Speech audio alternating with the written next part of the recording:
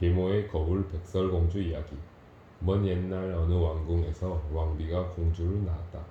까만 머리에 하얀 피부 그리고 붉은 입술을 가진 예쁜 아기였다. 그 아이를 낳자마자 왕비는 죽었고 왕은 새 왕비를 맞아들였다. 새 왕비는 자라면서 날로 아름다워지는 백설공주의 미모를 질투하게 되었다. 계모 왕비는 사치와 허영을 즐기며 세상에서 자신만이 아름다워야 하고 자신만이 왕의 사랑을 독차지해야 한다고 생각했다. 그런데 점점 예쁘게 자라는 공주를 보면서 마음이 불안해졌다. 왕비는 자기 방에 있는 마법의 거울에게 거울아 거울아 세상에서 누가 제일 예쁘니? 하고 매일 물었다. 거울은 이 세상에서 가장 예쁜 분은 바로 왕비님이십니다. 라고 대답했다. 왕비는 마음이 놓였다. 그러나 공주가 자라면서 거울의 대답은 달라졌다. 왕비님도 아름다우시지만 이 세상에서 가장 아름다운 분은 백설공주입니다. 세상에서 아름다운 사람은 오직 자기 혼자여야 한다고 생각하는 왕비는 질투심에 눈이 멀었고 은밀히 사냥꾼을 불러 백설공주를 숲으로 데려가 죽이라고 명령했다. 왕비의 명령을 받은 사냥꾼은 숲에서 공주를 죽이려 했지만 어린 공주가 울면서 목숨만 살려주면 다시는 왕궁으로 가지 않겠다고 애원을 하자 그녀를 살려주었다. 계모는 다시 거울에게 물었다. 거울아 거울아 세상에서 누가 제일 예쁘니? 그러자 거울은 대답했다. 물론 왕비님도 아름다우시지만 산 너머 숲속 난쟁이들과 함께 살고 있는 백설공주가 제일 아름답습니다. 계모는 박물장수 할머니로 분장해 백설공주가 사는 곳으로 찾아갔다. 그리고 백설공주에게 가슴끈을 매면 더 아름다워 보일 거라면서 공주가 숨이 막히도록 꽉 조여매어 백설공주를 쓰러져 죽게 했다. 왕궁으로 돌아온 계모는 다시 거울에게 물었다. 그러나 거울의 대답은 여전히 백설공주가 제일 아름답다고 했다. 다시 계모는 독이 묻은 머리빗을 가지고 찾아가서 머리빗으로 백설공주의 머리를 빗겨주었다. 빗에 묻은 독이 공주의 몸에 들어가서 공주는 또 쓰러졌다. 하지만 거울의 대답은 변함이 없었다. 백설공주님이 세상에서 제일 아름다우십니다. 왕비는 마지막으로 독이 든 사과를 가져가 공주에게 먹였다. 공주는 독이 든 사과를 한 입 베어 물고 쓰러졌다. 왕비는 왕궁으로 돌아와 다시 거울에게 물었다. 이번에야말로. 하지만 역시 거울의 대답은 한결같았다. 왕비님도 아름다우시지만 백설공주님이 가장 아름다우십니다. 왕비는 거울 앞에서 울부짖었다. 아니야, 거짓말이야. 그럴 리가 없어. 백설공주는 내 손으로 죽였어. 벌써 4번째야. 이번에는 독이 든 사과를 먹고 죽었어. 이젠 절대로 살아날 수 없어. 백설공주가 죽었는데도 왜 여전히 백설공주가 제일 아름답다는 거지? 그리고 왜 백설공주는 매번 살아날 수 있는 거지? 그러자 거울이 대답했다. 아름다운 백설공주를 만드는 것은 바로 왕비님의 질투와 열등감입니다. 왕비님이 자신이 늙고 추하다는 열등감을 가지고 있는 한 왕비님의 마음은 백설공주를 계속 만들어낼 것입니다. 왕비님이 마음을 바꾸지 않는 한 백설공주는 절대 죽지 않습니다. 질투에 사로잡혀 백설공주를 죽이는 데만 급급했던 왕비는 마지막에 드디어 바른 질문을 던진다. 왜 백설공주를 계속 죽였는데도 그녀는 계속 살아있는 것이냐? 는 것. 이에 거울 역시 바른 대답을 해준다. 백설공주는 당신의 마음이 자꾸만 만들어내고 있는 것이라는. 바른 질문을 던지는 것은 올바른 해답에 도달하는 첫 단추가 된다. 신비한 힘을 지닌 마법의 거울을 가지고 있으면서도 왕비는 오직 한 가지 질문만을 해왔다. 이 세상에서 누가 제일 예쁘지? 왕비는 누가 최고로 예쁘고 누가 더 잘났고 누가 더 많이 가졌느냐는 수직적 사고에 빠져 있었다. 그리고 거울의 대답은 왕비 안의 열등감을 건드려 질투심을 폭발시켰다. 질투는 수직적이고 사랑은 수평적이다. 우리의 시야를 수평적으로 넓히는 일은 매우 중요하다. 그렇지 않으면 오직 한 가지 관점, 한 가지 사고, 한 가지 신념에 사로잡혀 평생을 시달리게 된다. 질투는 매우 강력한 에너지지만 그것은 무엇보다 질투하는 사람의 내면을 황폐하게 만든다. 나는 누구보다 못났어 라는 결론을 내리고 자신이 성장할 수 있는 마음의 자원들을 파괴하기 때문에 모든 가능성을 차단하고 고통의 나락으로 끊임없이 추락하게 된다.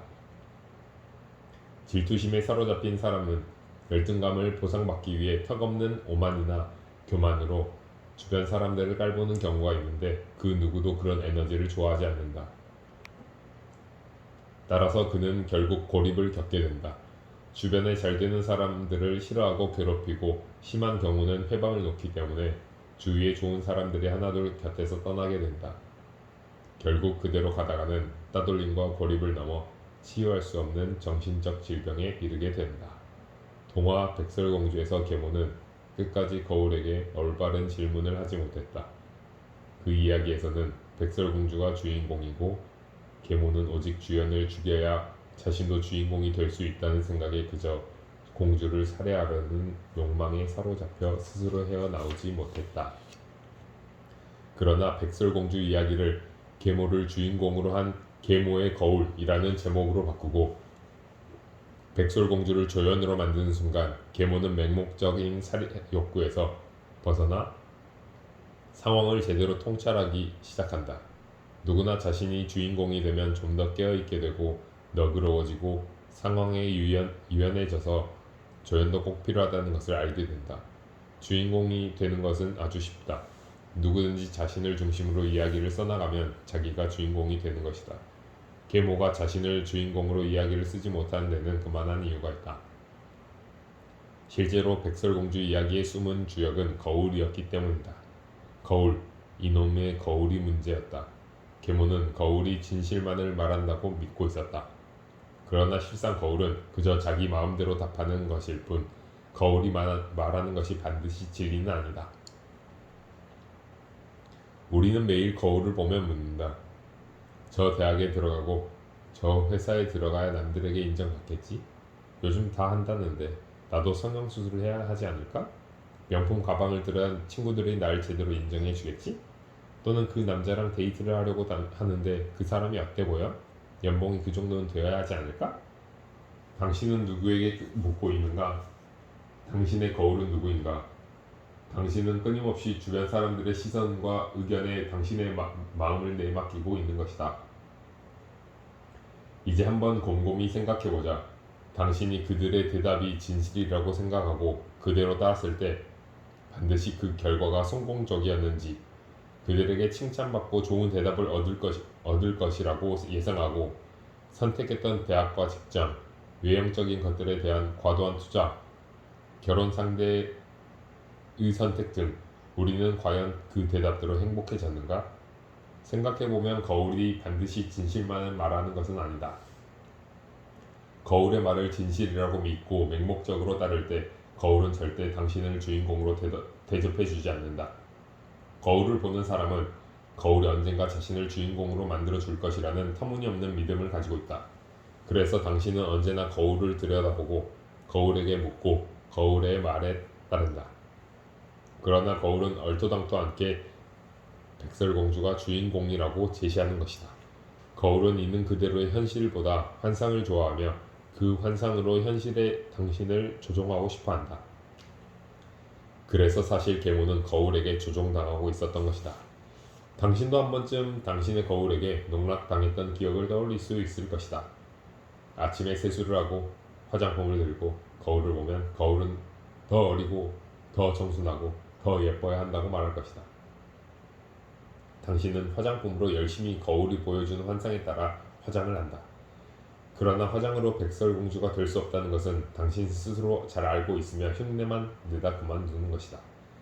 우리의 주인공 계모도 이렇게 거울에게 속고 있었다. 곱게 늙어가는 모습을 거울에게 보여줄라 치면 거울은 여지없이 아니야. 당신은 늙고 추해. 왕이 아니라 어떤 남자도 더 이상 당신을 사랑하지 않을 거야. 당신보다 더 어리고 아름다운 백설공주가 세상 남자들의 사랑을 독차지할 거니까 자 봐. 여기 세상에서 가장 아름다운 백설공주가 있어. 넌 백설공주가 아니야.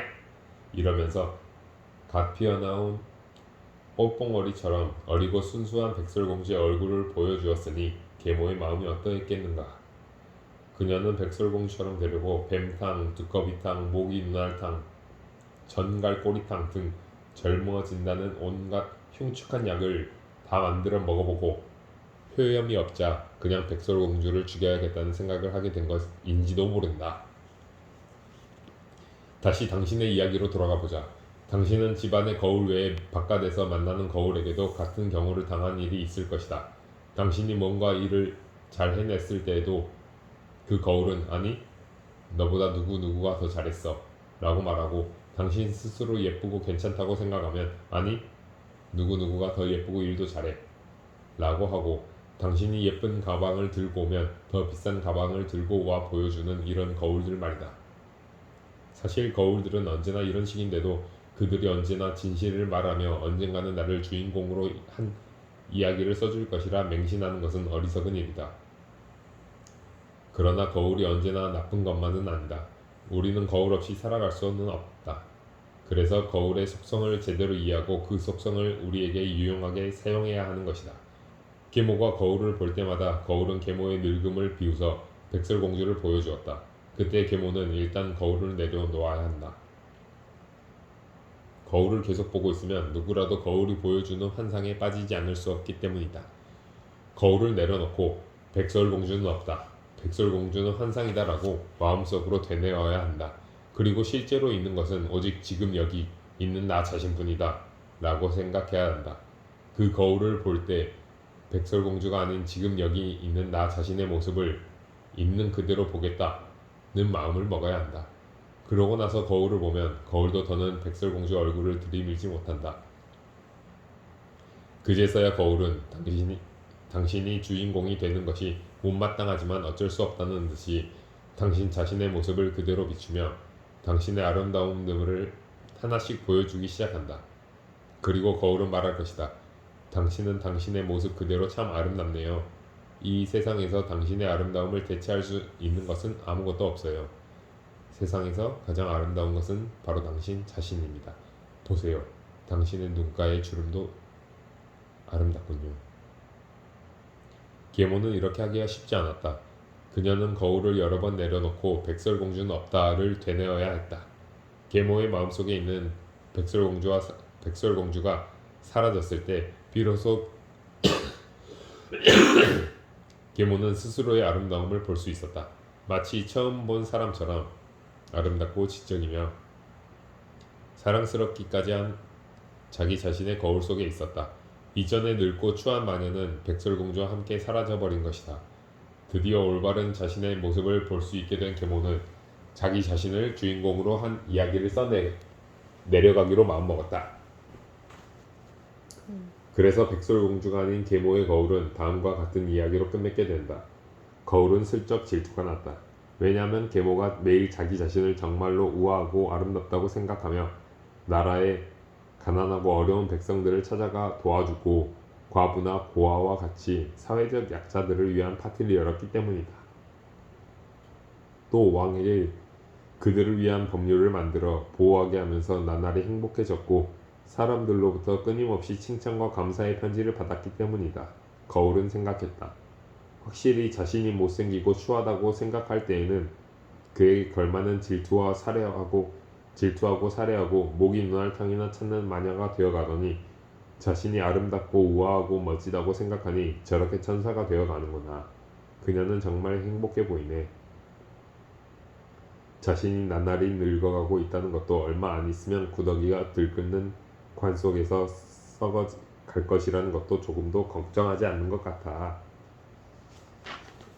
거울은 골똘히 생각했다. 그렇다면 이번엔 조금 더 강력한 것이 필요하겠어. 하지만 이야기의 끝은 거울의 의도대로 되지 않았다. 얼마 후 계모 왕비의 나라에 백설공주의 청순한 외모에 신데렐라의 일솜씨를 가지고 아르테미스의 건강 활약과 그리고 아테나 여신의 지혜를 더하고 마더 데레사의 봉사 정신까지 모두 갖춘 여성이 나타나 사람들을 돕고 있다는 소문이 돌았다. 그녀는 왕비보다 10배는 더 열성적으로 사람들을 도왔고 사람들을 더 많이 행복하게 했다. 그리고 무엇보다 그녀는 왕비보다 무려 20살이나 나이가 어린 여성이었다. 왕비도 이 소식을 들어 알고 있었다. 왕비는 미소를 지으며 거울의 방에 들어갔다. 왕비는 하얗고 깨끗한 헝겊으로 거울을 닦아주며 말했다. 거울아 거울아 고맙다. 너도 이제 내가 할 일을 제대로 하고 있구나. 이 세상에는 더 다채로운 아름다움이 필요해. 그들 모두 다른 무엇과도 비교할 수 없이 독특하고 유일무이한 존재야. 너도 이제는 이 세상 각양각색의 아름다운 것들을 내게 보여주렴. 그것이 바로 축복이니까. 그러자 거울이 말했다. 왕비님, 왕비님은 드디어 영원한 아름다움이 무엇인지 알게 되셨습니다. 그 영원한 아름다움은 시들지도 늙지도 않으며 누구와 비교당하지도 않고 사라지지도 않으며 스스로 존재하는 것입니다. 왕비님은 스스로 그 영원한 아름다움의 한 부분이 되셨습니다. 축하드립니다. 거울이란 굉장한 영향력을 발휘하는 한 사람의 인생 전체를 지배할 수도 있지만 사실 거울은 매우 수동적이어서 우리의 마음가짐만 바꾸면